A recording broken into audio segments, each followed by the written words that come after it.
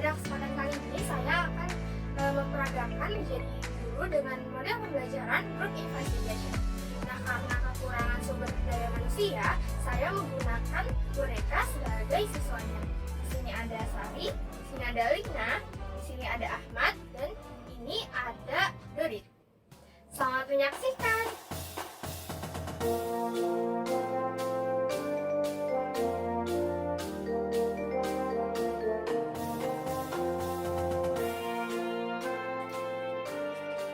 Assalamualaikum warahmatullahi wabarakatuh. Selamat pagi anak-anak semua. Waalaikumsalam. Pagi, Bu. Wah, kurang semangat. Coba lebih semangat lagi. Udah pada sarapan belum? Sudah, Bu. Oke, udah. Yang lain udah? Sudah, Bu. Harusnya bisa lebih semangat ya. Coba Ibu ulang. Selamat pagi anak-anak. Selamat pagi, Bu. Baik, coba sekarang dilihat teman-teman sekelilingnya. Coba ada yang nggak masuk atau masuk semua? Tidak ada, Bu. Bu, masuk semua sepertinya, Bu. Sekarang coba Ibu absen ya. Di sini ada Dodi. Oke, Dodi hadir. Lina hadir. Sari. Dan terakhir ada Ahmad. Oke, alhamdulillah berarti hadir semua ya. Sebelum kita mulai pelajaran hari ini, coba di antara kalian ada yang mimpin doa. Kita doa dulu supaya pelajaran kita hari ini bermanfaat. Mungkin ketua kelasnya ada. Saya, Bu. Oke, Dodit, silahkan. Marilah teman-teman kita berdoa. Menurut kepercayaan masing-masing, berdoa dimulai. Berdoa selesai. Terima kasih, Dodit. Sekarang Ibu tanya, siapa yang masih ingat pelajaran kita minggu lalu? Ayo, tentang apa? Sistem ekspresi, Bu. Oke, betul, Sari, tentang sistem ekspresi. Apa itu sistem ekspresi? Coba ada yang mau menguapkan pendapatnya? Saya Bu. Saya. Ya, Ahmad, boleh. Jadi sistem ekskresi itu adalah proses pengeluaran zat-zat sisa metabolisme yang udah nggak digunakan lagi bagi tubuh, Bu.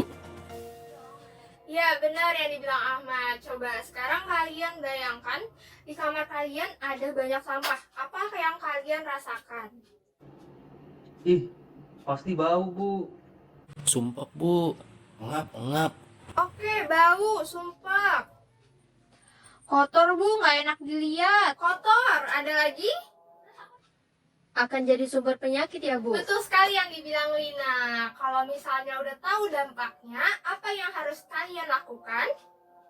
Pastinya membuang sampahnya, Bu. Bener banget, harus dibuang ya. Nah, sama juga seperti tubuh kita, ada sampahnya, ada zat-zat sisanya yang harus dibuang. Kenapa harus dibuang? Karena zat-zat sisa metabolisme tersebut sifatnya toksik atau beracun. Nah, kalau nggak dibuang gimana? Kalau nggak dibuang akan menyebabkan terganggunya fungsi organ yang ada di tubuh kita. Coba selain pengertian, ada lagi yang mau mengungkapkan pendapatnya tentang sistem ekspresi? Siapa yang masih ingat minggu lalu? Ayo dilihat, coba catatannya dibuka lagi. Ibu, apakah saya boleh? Boleh, Sari, silahkan. Pada manusia, ada organ-organ yang berperan dalam sistem ekspresi, Bu. Ada kulit, ginjal, paru-paru, dan hati. Kulit mengeluarkan zat sisa berupa keringat, ginjal mengeluarkan urin, paru-paru mengeluarkan gas-gas sisa proses pernafasan yaitu karbon dioksida dan uap air, dan terakhir hati mengeluarkan getah empedu, Bu. Bu, Ibu, saya mau nambahin jawabannya Sari nih. Jadi contohnya itu ada karbon dioksida yang berasal dari metabolisme respirasi sel. Nah, zat-zat sisa ini sudah tidak dibutuhkan lagi oleh tubuh kita. Nah, umumnya akan menjadi racun dalam tubuh. Efek jika karbon dioksida itu kebanyakan dalam tubuh, nah dia ini bisa nurunin pH darah. Dan darah kita pun bakal jadi lebih asam sifatnya. Dan seperti penjelasan Ibu, Inas minggu lalu, kondisi ini bisa sangat bahaya oleh tubuh. Bisa menyebabkan yang namanya asidosis, seperti timbul rasa mual, pusing, sakit kepala, dan banyak kondisi yang membuat tubuh kita jadi sakit. Sekian Bu, itu aja salah satu contoh yang menunjukkan betapa pentingnya sistem ekspresi di tubuh kita, Bu. Baik, sampai sini ada yang kurang jelas atau ada yang mau ditanyakan? Oke, diam semua ya. Berarti udah pada paham nih. Sudah pada paham? Sudah, Bu. Bu. Sudah, Bu. Karena udah jelas semua, kita akan melakukan diskusi. Nah, Ibu harap diskusi yang nanti kalian lakukan dapat memperdalam pemahaman kalian mengenai sistem ekspresi. Sekarang Ibu akan bagi kalian menjadi 2 kelompok. Kelompok pertama Ahmad dengan Sari ya. Kelompok kedua Dodit dengan Rina. Oke, sekarang coba berkumpul dengan kelompoknya masing-masing. Coba kelompok 1 tunjuk tangan. Oke, kelompok 2. Oke, udah berkumpul semua ya. Sekarang coba perwakilan masing-masing kelompok maju ke depan. Ibu akan memberikan LKS yang sudah Ibu siapkan. Oke, ini kelompok 1. Ini kelompok 2. Bisa sambil dilihat ya, di situ di dalam LKS ada pertanyaan-pertanyaan yang harus kalian analisis. Nah, sumber bacaannya bisa dari buku maupun internet. Nanti kalian buat laporannya, lalu dipresentasikan di depan kelas. Sampai sini ada pertanyaan? Laporannya ditulis di mana ya, Bu? Oh iya, untuk laporan, silahkan kalian tulis di lembar kertas yang tadi Ibu berikan ya. Ada lagi pertanyaan? Tidak ada, berarti sudah jelas semua. Silakan sekarang kalian diskusikan pertanyaan-pertanyaan yang sudah Ibu berikan dengan kelompoknya masing-masing.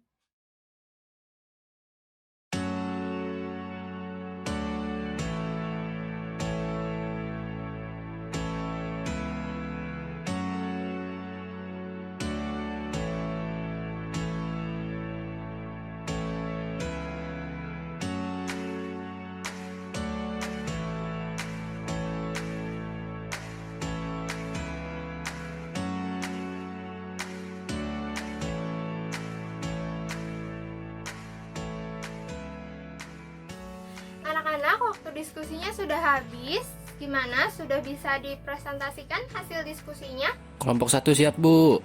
Kelompok 2 juga siap, Bu. Baik, mungkin kelompok 1 terlebih dahulu bisa mempresentasikan hasilnya. Silahkan.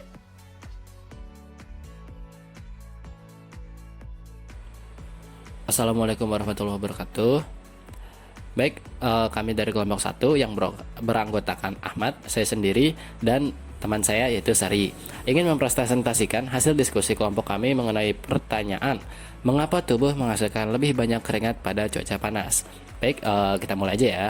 Nah, jadi kita sebagai manusia pasti akan berkeringat. Namun, penyebab dan jumlah keringat yang keluar tentu akan berbeda-beda pada tiap orang. Jumlah keringat yang dikeluarkan oleh tubuh kita itu tergantung dari seberapa banyak kelenjar keringat yang kita punya. Nah, manusia lahir biasanya dengan 2-4 juta kelenjar keringat. Selain itu, ada beberapa hal yang mempengaruhi produksi kelenjar keringat. Salah satunya yaitu suhu udara sekitar. Sesuai pernyataan yang Ibu Inas ajukan, pada cuaca panas, tubuh kita akan menghasilkan lebih banyak keringat. Saat cuaca panas, maka suhu tubuh akan meningkat. Nah, agar suhu tubuh tidak ikut meningkat, tubuh akan berusaha untuk mengeluarkan panas dari dalam tubuh melalui keringat. Oleh karena itu, suhu tubuh yang meningkat ini memicu kelenjar keringat untuk memproduksi keringat sebagai usaha untuk menurunkan kembali suhu tubuh yang meningkat tadi. Nah, itulah yang menyebabkan kulit disebut sebagai penjaga suhu tubuh manusia. Selanjutnya, mekanisme keluarnya keringat. Proses pengeluaran keringat diatur oleh hipotalamus. Hipotalamus dapat menghasilkan enzim bradikinin yang mempengaruhi kegiatan kelenjar keringat. Jika hipotalamus mendapatkan rangsangan, maka rangsangan tersebut dilanjutkan oleh sistem saraf simpatik ke kelenjar keringat. Selanjutnya, kelenjar keringat akan mengirimkan zat sisa ke permukaan kulit dalam bentuk keringat. Nah, keringat yang dikeluarkan akan keluar melalui pori-pori. Sehingga saat keringat menguap ke permukaan kulit dapat serta membawa suhu tubuh yang panas untuk bersama-sama menguap, sehingga suhu tubuh dapat turun kembali ke suhu tubuh yang normal. Baik, sepertinya sekian yang dapat kami sampaikan. Kurang lebihnya mohon maaf. Wassalamualaikum warahmatullahi wabarakatuh. Waalaikumsalam warahmatullahi wabarakatuh. Tepuk tangan untuk kelompok 1. Oke, dari kelompok lain mungkin ada yang mau menanggapi atau bertanya. berdasarkan pemaparan temannya tadi. Ibu, keringat itu isinya air ya, Bu? Saya pernah coba, kok agak asin ya, Bu? Yang saya tahu sih Bu, keringat itu sebenarnya nggak cuma mengandung air aja ya Bu ya. Oke, Ibu coba tambahkan ya jawaban dari Ahmad. Jadi Ahmad benar, keringat itu nggak semerta-merta isinya mengandung air saja, tapi juga mengandung mineral-mineral yang tidak lagi diperlukan oleh tubuh. Nah, hal itu yang menyebabkan keringat rasanya sedikit asin. Gimana? Sari mengerti? Oh, begitu ya, Bu. Saya mengerti sekarang. Terima kasih Ibu dan Ahmad atas jawabannya. Ada lagi yang mau bertanya? Oke, tidak ada. Kalau tidak ada, kita langsung aja menyaksikan presentasi dari kelompok 2. Silakan kelompok 2.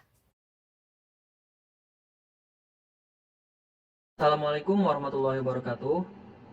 Perkenalkan kami dari kelompok 2 yang beranggotakan Dodit dan Lina.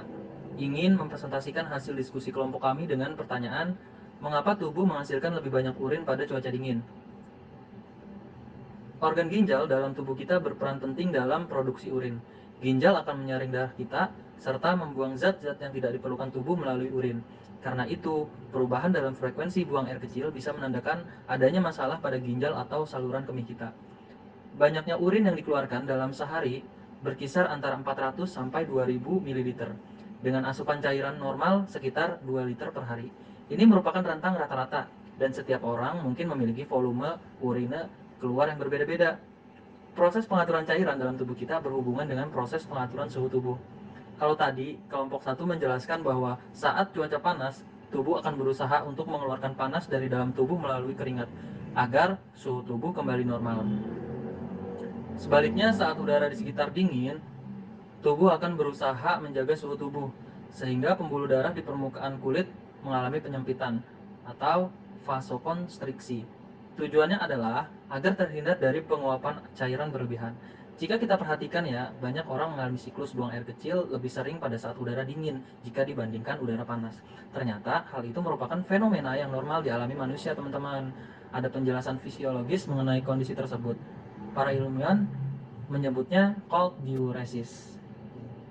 Dari arti katanya, cold diuresis merujuk kepada peningkatan volume urin yang diakibatkan oleh udara yang dingin. Pada udara yang dingin, tubuh berusaha untuk menjaga suhu hangat dengan cara menyempitkan pembuluh darah dan mengurangi aliran darah ke kulit. Proses ini disebut dengan vasoconstriction. Penyempitan pembuluh darah menyebabkan tekanan darah meningkat karena darah dengan jumlah yang sama memiliki ruang yang lebih sempit untuk mengalir. Untuk mengatur tekanan darah, ginjal menyaring kelebihan cairan dari darah untuk mengurangi volumenya. Itulah mengapa ginjal mengalami peningkatan volume urin. Saat kandung kemih penuh dengan cairan, maka tubuh memberi sinyal untuk buang air kecil. Jadi, hal demikian yang menyebabkan buang air kecil menjadi semakin sering ketika kita berada di cuaca yang dingin. Sekian presentasi dari kelompok 2, kurang lebihnya mohon maaf. Wassalamualaikum warahmatullahi wabarakatuh. Waalaikumsalam warahmatullahi wabarakatuh. Beri tepuk tangan kepada kelompok 2. Oke, dari pemaparan kelompok 2, ada yang mau menanggapi atau bertanya? Kalau tidak ada yang bertanya, berarti sudah paham semua ya. Oke, hari ini kalian sudah membaca sumber bacaan, sudah berdiskusi, sudah presentasi dan tanya jawab. Sekarang apa ada yang masih bingung dengan pembelajaran kita hari ini? Sudah paham semua berarti? Oke, kalau tidak ada yang bertanya, Ibu yang bertanya. Coba, siapa yang berani menyimpulkan pembelajaran kita hari ini? Siapa? Saya, Bu. Oke, Lina silakan. Jadi, kesimpulan yang saya dapat dari pembelajaran hari ini, yaitu kita sudah tahu betapa pentingnya sistem ekskresi di dalam tubuh kita. Dan kemudian, ketika udara panas, kita banyak mengeluarkan keringat. Sedangkan ketika udara dingin, kita sering buang air kecil. Hal tersebut menunjukkan bahwa salah satu fungsi sistem ekskresi adalah sebagai penjaga suhu tubuh manusia. Begitu Bu yang saya tangkap. Oke, terima kasih Lina atas kesimpulannya. Cukup jelas dan lengkap ya. Oke, jadi sekarang kita udah tahu nih ada organ-organ penting di dalam tubuh kita seperti paru-paru, hati, kulit, dan ginjal yang sekarang bisa kita sebut sebagai sistem ekskresi. Fungsinya untuk membuang sisa-sisa metabolisme yang tidak lagi digunakan tubuh agar menjaga kestabilan cairan di dalam tubuh kita, yang kalau tidak dibuang akan menyebabkan racun bagi tubuh kita itu sendiri. Oke, mungkin untuk menutup pelajaran kita hari ini, Dodit mungkin ketua kelas bisa memimpin doa. Alhamdulillah pembelajaran kita hari ini bisa berjalan dengan lancar.